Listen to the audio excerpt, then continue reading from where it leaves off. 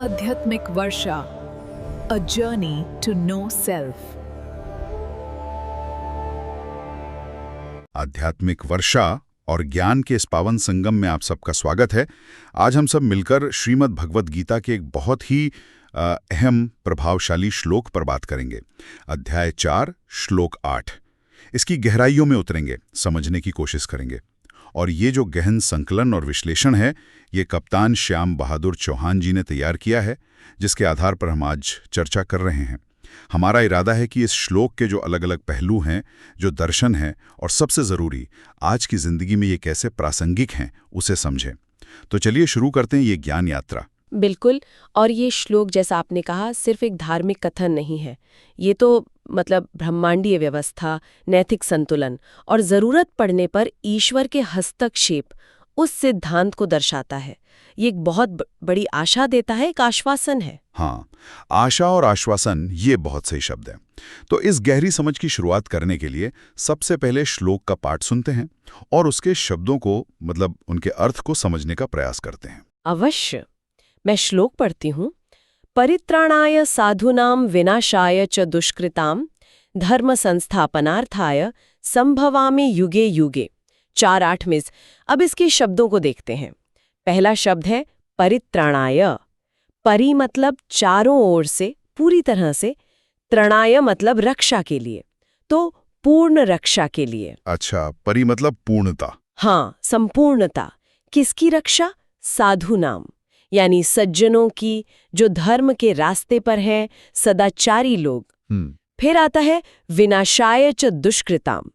च का मतलब है और, विनाशाय यानी पूरी तरह नाश के लिए, समूल नाश।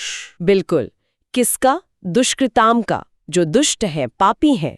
पर यहाँ एक बात ध्यान देने वाली है। दुष्कृत का मतलब है बुरे कर्म। तो ये सिर्फ व्यक्ति का विनाश नहीं, बल्कि उसके बुरे कर्मों का, उस बुरी प्रवृत्ति के विनाश की बात है। यहाँ भी वी उपसर्ग है, जो विशेष या पूर्ण विनाश दिखाता है। तो कर्मों का विनाश, ये महत्वपूर्ण है। बहुत महत्वपूर्ण।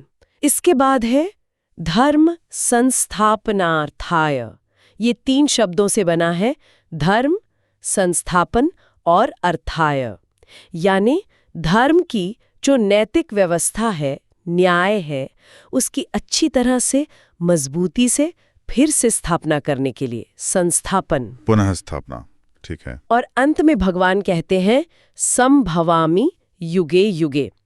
संभवामि मतलब मैं अच्छी तरह से प्रकट होता हूँ, अवतार लेता हूँ। यहाँ सम उपसर्ग भी पूर्णता या सम्यक रूप को दिखाता है। और युगे युगे, हर युग में, बार बार, जब भी जरूरत होती है। अद्भुत। हर शब्द में कितना वजन है, कितनी गहराई है। परि, वी, सम, ये उपसर्ग ही बहुत कुछ कह देते हैं। तो इन सबको जोड़कर एक सरल हिंदी अनुवाद क्या बनेगा इस श्लोक का? आसान शब्दों में कहें तो भगवान आश्वासन दे रहे हैं, सज्जनों की सब ओर से रक्षा करने के लिए, दुष्टों और उनके बुरे कर्मों का जड़ से नाश करने के लिए, और धर्म की मजबूती से फिर स्थापना करने के लिए मैं हर युग में, जब भी जरूरत पड़ती है, स्वयं प्रकट होता हूँ। बिल्कुल स्पष्ट। तो ये हुआ शाब्दिक अर्थ, ये हमें एक आधार देता है। लेकिन जैसा आपने शुरू में कहा था, ये सिर्फ शब्दों की बात नहीं है, इसके पीछे गहरा दर्शन है। चलिए अब उस दर्शन और व्यावहारिक भावार्थ को समझते हैं। यहीं से बात और गहरी होती है। हाँ, बिल्कुल सही। यहीं इस श्लोक का मर्म है। देखिए, दार्शनिक स्तर पर ये श्लोक अवतारवाद के सिद्धांत का आधार है। ये बताता है कि जब दुनिया में नैतिक और आध्यात्मिक गिरावट बहुत बढ़ जाती है, जब अधर्म मतलब अन्याय और बुराई बहुत हावी हो जाती है, और धर्म यानी अच्छाई और न्याय खतरे में पड़ जाता है, तब वो परम शक्ति हस्तक्षेप करती है। अच्छा। और ये कोई अचानक होने वाली घटना नहीं है, ये एक व्यवस्थित, उद्देश्यपूर्ण प्रक्रिया है। इसे एक तरह का कॉस्मिक लॉ या ब्रह्मांडीय नियम कह सकते हैं, जो संतुलन बनाए रखने के लिए काम करता है। भगवान सिर्फ देख नहीं रहे, वो सक्रिय रूप से व्यवस्था को ठीक करने के लिए आते हैं। ब्रह्मांडीय नियम, ये विचार बहुत रोचक है। लेकिन क्या ये सिद्धांत सिर्फ भगवान के शरीर धारण करने तक ही सीमित है, या इसका कोई व्यावहारिक पहलू भी है जिसे हम अपनी रोजमर्रा की जिंदगी में देख सकते हैं? बिल्कुल। और यहीं ये श्लोक आज के लिए और भी ज्यादा प्रासंगिक हो जाता है। इसका व्यावहारिक मतलब बहुत फैला हुआ है। हम इसे अपने समाज में, अपनी जिंदगी में लगातार देखते हैं। जब भी अन्याय या बुराई, दुष्कृताम हद से ज्यादा बढ़ने लगती है, तो कोई ना कोई सकारात्मक शक्ति, साधु नाम की रक्षक, सामने आती ही है। अच्छा, कैसे? वो शक्ति किसी महान समाज सुधारक के रूप में हो सकती है, या कोई नया क्रांतिकारी विचार हो सकता है, या लोगों का कोई आंदोलन हो सकता है। और कई बार तो ये हमारे अंदर की आवाज, हमारा साहस, हमारी नैतिकता, हमारा विवेक, वो भी एक आंतरिक अवतार की तरह काम करता है। वही हमें गलत के खिलाफ बोलने और सही के साथ खड़े होने की हिम्मत देता है। तो ईश्वर का संभवामी मतलब प्रकट होना, वो सिर्फ ऐतिहासिक अवतारों तक ही नहीं है, वो हर उस पॉजिटिव एनर्जी में है जो धर्म की रक्षा करती है। आंतरिक अवतार, ये तो इसे बहुत ही व्यक्तिगत स्तर पर ले आता है। अगर इसे उस समय के ऐतिहासिक संदर्भ से जोड़ें, कुरुक्षेत्र के युद्ध के समय से, तो शायद ये और साफ हो जाए। अर्जुन को ये उपदेश देने का खास कारण क्या था उस वक्त? हाँ, उस संदर्भ को समझना तो बहुत ही जरूरी है। सोचिए जरा, कुरुक्षेत्र का मैदान, धर्म और अधर्म की सेनाएं आमने सामने हैं, समाज में नैतिकता गिर चुकी है, भरी सभा में द्रौपदी का अपमान हुआ, पांडवों के साथ अन्याय हुआ है, दुर्योधन का अधर्म चरम पर है। हाँ, स्थिति बहुत विकट थी। बिल्कुल।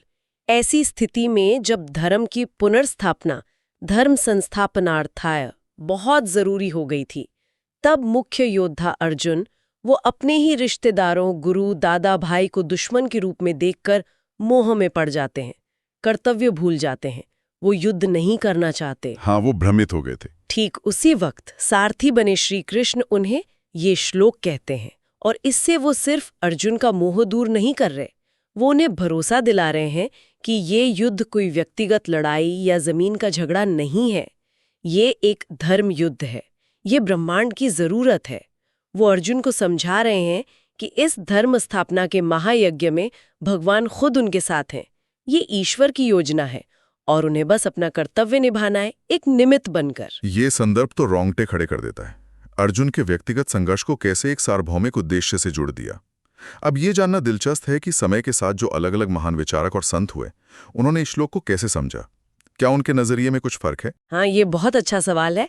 अलग अलग नजरिए से देखने पर इस श्लोक के और भी गहरे अर्थ सामने आते हैं। जी। जैसे आदि शंकराचार्य, जो अद्वैत वेदांत के प्रवर्तक है, वो इसे ब्रह्म की माया शक्ति के जरिए अभिव्यक्ति मानते हैं। अच्छा। उनके अनुसार परब्रह्म तो जन्म मृत्यु से परे है, निर्गुण है, लेकिन भक्तों पर कृपा करने, अज्ञान मिटाने और ज्ञान फैलाने के लिए वो माया का सहारा लेकर सगुण रूप में प्रकट होते दिखते हैं। अच्छा। ये उनकी लीला है। अच्छा, तो ये एक तरह से लीला है। हाँ, उनके अनुसार। जी। दूसरी तरफ रामानुजाचार्य हैं, विशिष्टाद्वैत के आचार्य। वो इसे भगवान की अपार करुणा और प्रेम का सबूत मानते हैं।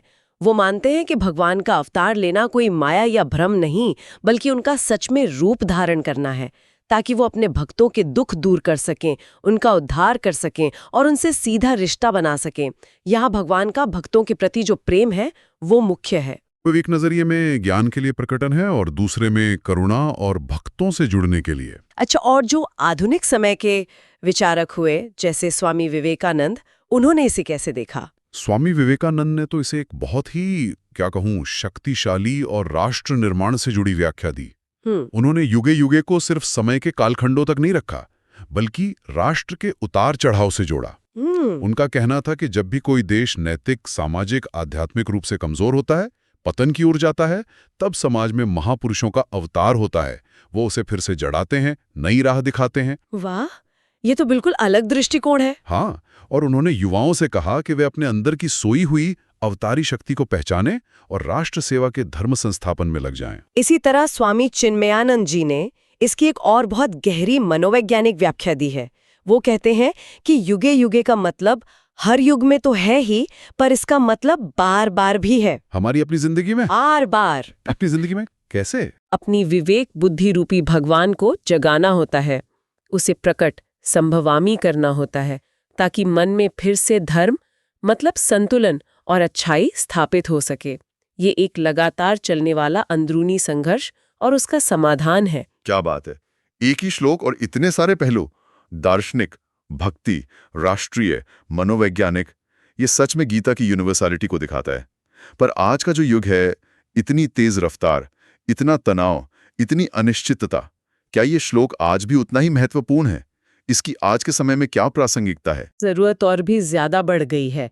देखिए, मानसिक और मनोवैज्ञानिक स्तर पर आज जब चारों तरफ अनिश्चितता है, डर है, तनाव है, तब ये श्लोक एक बहुत बड़ा सहारा बनता है। ये विश्वास दिलाता है कि हालात कितने भी बुरे क्यों ना हो, आखिर में जीत सत्य और धर्म की ही होगी। परित्राणाय साधुनाम विनाशाय च दुष्कृताम। हाँ, ये भरोसा बहुत जरूरी है। बिल्कुल, ये भरोसा हमें अंदरूनी शक्ति देता है, धैर्य देता है और सबसे बढ़कर उम्मीद देता है। और ये सब मानसिक स्वास्थ्य के लिए कितना जरूरी है। सामाजिक स्तर पर देखें तो ये श्लोक हमें चुपचाप तमाशा देखने वाला नहीं, बल्कि एक जिम्मेदार नागरिक बनने की प्रेरणा देता है। ये हमें याद दिलाता है कि समाज में जो अन्याय है, भ्रष्टाचार है या किसी भी तरह की बुराई, दुष्कृताम है, उसके खिलाफ आवाज उठाना और अच्छाई और न्याय, धर्म की स्थापना के लिए कोशिश करना, ये सिर्फ हमारा नैतिक कर्तव्य नहीं, बल्कि उस ब्रह्मांडीय संतुलन को बनाए रखने में हमारा योगदान भी है। सही कहा। और आध्यात्मिक स्तर पर ये श्लोक हमें भाग्यवादी या आलसी बनने से रोकता है। ये कर्म योग का संदेश देता है। जब भगवान खुद धर्म स्थापना के लिए बार बार कर्म करने को तैयार हैं, अवतार ले रहे हैं, तो हम इंसान होकर अपने हिस्से के काम से कैसे पीछे हट सकते हैं? ये हमें अच्छे कर्म करने के लिए प्रेरित करता है। आपने कर्मयोग की बात की, ये बहुत जरूरी है। अच्छा, क्या इस तरह के संतुलन और हस्तक्षेप के विचार हमें दुनिया के दूसरे दर्शनों या परंपराओं में भी मिलते हैं? हाँ, कुछ हद तक मिलते जुलते विचार दूसरी परंपराओं में भी हैं। इससे इस विचार की सार्वभौमिकता पता चलती है। जैसे पश्चिम में जर्मन दार्शनिक हीगेल का द्वंद्वात्मक सिद्धांत है, थीसिस, एंटीथीसिस, सिंथेसिस। हम साधु या धर्म को थीसिस, दुष्कृताम या अधर्म को एंटीथीसिस और भगवान के अवतार या सकारात्मक शक्ति के हस्तक्षेप को वो सिंथेसिस मान सकते हैं, जो एक बेहतर संतुलित स्थिति, धर्म संस्थापन की ओर ले जाता है। अच्छा, थीसिस, एंटीथीसिस, सिंथेसिस दिलचस्प है। हाँ, इसी तरह इस्लाम में इमाम मेहदी के आने की अवधारणा है। माना जाता है कि जब धरती पर अन्याय, दुष्कृताम बहुत बढ़ जाएगा, तब वो आएंगे और न्याय और शांति स्थापित करेंगे। मूल भावना वही है, बिगड़े हुए संतुलन को फिर से ठीक करना। ये तुलना करने से बात और साफ हो जाती है। ये सारी बातें सुनने में बहुत प्रेरणादायक हैं, गहरी हैं, लेकिन अक्सर ऐसा होता है कि ज्ञान और व्यवहार में, मतलब जानने और करने में एक फासला रह जाता है। तो सबसे जरूरी सवाल यह है कि हम इस महान ज्ञान को अपनी रोजमर्रा की जिंदगी में कैसे उतारें, इसे प्रैक्टिकल कैसे बनाएं? बिल्कुल सही सवाल। ज्ञान तभी सार्थक है जब वो आचरण में आए, और इस श्लोक को हम अपनी जिंदगी के लगभग हर पहलू में उतार सकते हैं। सबसे पहले तो व्यक्तिगत स्तर पर, अपने मन के अंदर। हमारा मन ही हमारा असली कुरुक्षेत्र है। जब भी मन में नेगेटिव विचार आए, जैसे ईर्ष्या, गुस्सा, लालच, आलस, ये सब दुष्कृताम हैं। अपनी इच्छा शक्ति को, जो हमारा आंतरिक अवतार है, उसे जगाना होगा। हमें पॉजिटिविटी, करुणा, माफी, संतोष, हिम्मत, इन साधु नाम गुणों को बढ़ाना होगा और नेगेटिव प्रवृत्तियों का विनाश करना होगा। ये लगातार अपने आप को देखने और सुधारने की प्रक्रिया है। मन के कुरुक्षेत्र की बात तो समझ आई, और हमारे बाहरी जीवन में, जैसे हमारे रिश्ते, परिवार, समाज, वहाँ इसका क्या इस्तेमाल हो सकता है? और यहाँ पर महिलाओं की भूमिका पर भी ध्यान देना ज़रूरी होगा, क्योंकि उन्हें अक्सर परिवार और समाज की धुरी कहा जाता है, नींव माना जाता है। आपने बहुत ही महत्वपूर्ण पहलू उठाया है। पारिवारिक और सामाजिक रिश्तों में तो ये श्लोक एक गाइड की तरह काम कर सकता है। देखिए, जब परिवार में झगड़ा हो, मनमुटाव हो, बातचीत बंद हो जाए या कोई भी नेगेटिविटी, दुष्कृताम बढ़ने लगे, तो अक्सर परिवार के किसी सदस्य को, यह हो सकता है हमें खुद ही, शांति, धैर्य, प्रेम और समझदारी का अवतार बनना पड़ता है। हाँ, किसी न किसी को तो पहल करनी पड़ती है। बिल्कुल, बातचीत करके, समझदारी दिखाकर, माफ करके, परिवार के मूल्यों, प्रेम और मेल जोल को फिर से स्थापित करना होता है। और यहाँ, जैसा आपने कहा, घर की महिलाओं और गृहिणियों की भूमिका बहुत अहम हो जाती है। वो अक्सर परिवार की धर्म संस्थापिका होती हैं। उनके दिए संस्कार, घर का माहौल जो वो बनाती हैं, उनका त्याग, उनका प्रेम, यही तो परिवार के सदस्यों में साधु गुणों को सींचता है। सही बात है। और ये गुण नकारात्मकता, दुष्कृताम को बढ़ने से रोकते हैं। वो घर में धैर्य, सेवा, स्नेह जैसे गुणों की रक्षा करती हैं, परित्राण करती हैं, जिससे परिवार का धर्म बना रहता है। वो सच में परिवार की नींव है, जो आने वाले समाज के साधु या दुष्कृताम को आकार देती हैं। इसी तरह अगर हम किसी ऐसे रिश्ते में हैं जो टॉक्सिक है, जहरीला है, जहां भावनात्मक या मानसिक शोषण हो रहा है, जहां नेगेटिविटी हावी है, तो परित्राणाय साधु नाम का सिद्धांत कहता है कि पहले खुद की यानी साधु की रक्षा करो। अपनी रक्षा पहले। हाँ, अपनी मानसिक शांति की, अपने आत्मसम्मान की रक्षा करनी होगी, और जरूरत पड़े तो उस नेगेटिविटी के स्रोत से यानी उस रिश्ते से एक स्वस्थ दूरी बनाने का या उसे खत्म करने, विनाश का साहस भी दिखाना पड़ सकता है। ये भी अपने जीवन में स्वास्थ्य और सम्मान के धर्म की स्थापना ही है। ये बात बहुत महत्वपूर्ण है, खासकर आज के समय में जब रिश्तों में जटिलता बढ़ गई है। और जो कामकाजी महिलाएं हैं, उनके संदर्भ में से कैसे देख सकते हैं? वो अक्सर घर और बाहर की दोहरी जिम्मेदारियों के बीच जूझती रहती हैं। हाँ, कामकाजी महिलाओं के लिए तो ये श्लोक बहुत ही प्रासंगिक है। उन्हें अक्सर वर्क लाइफ बैलेंस के कुरुक्षेत्र का सामना करना पड़ता है। काम का बहुत ज्यादा दबाव, ऑफिस की पॉलिटिक्स, गलत उम्मीदें, समय की कमी, ये सब एक तरह के दुष्कृताम हैं जो उनके शारीरिक और मानसिक स्वास्थ्य, साधुनाम पर हमला करते हैं। ये तो रोज की कहानी है कई लोगों के लिए। बिल्कुल। तो यहाँ उन्हें अपने स्वास्थ्य, अपनी मानसिक शांति, अपने परिवार के लिए समय, साधुनाम की रक्षा, परित्राणाय को प्राथमिकता देनी होगी। इसके लिए उन्हें गैर जरूरी दबावों, तनाव देने वाली स्थितियों और गलत मांगों, दुष्कृताम का विनाश करना सीखना होगा। ये ना कहना सीखने से हो सकता है, अपनी सीमाएं तय करने से हो सकता है, मदद मांगने से हो सकता है, या अपनी प्रायोरिटीज साफ करने से हो सकता है।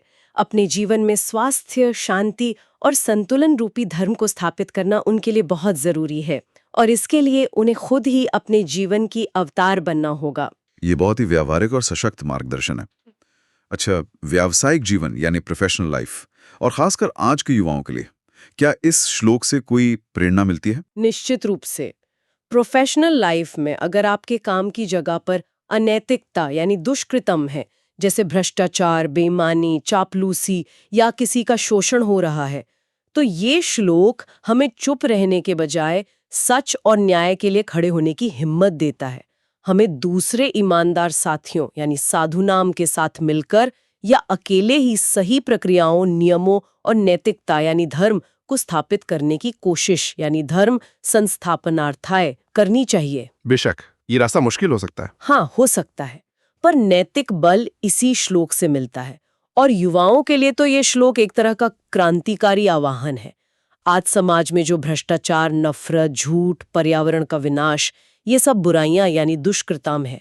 इनके विनाश के लिए युवाओं को ही ईमानदारी, सच्चाई, सेवा, करुणा और हिम्मत यानी धर्म का अवतार बनना होगा। हाँ, युवाओं में वो ऊर्जा है। बिल्कुल, वो अपनी ऊर्जा, अपने नए विचारों, टेक्नोलॉजी के ज्ञान से समाज में पॉजिटिव बदलाव ला सकते हैं। डिजिटल दुनिया में वो सच और अच्छी भावनाएं फैलाकर धर्म स्थापन का काम कर सकते हैं। उनका लक्ष्य सिर्फ अपना करियर या पैसा कमाना नहीं होना चाहिए, बल्कि समाज में कुछ अच्छा, कुछ सार्थक स्थापित करना होना चाहिए।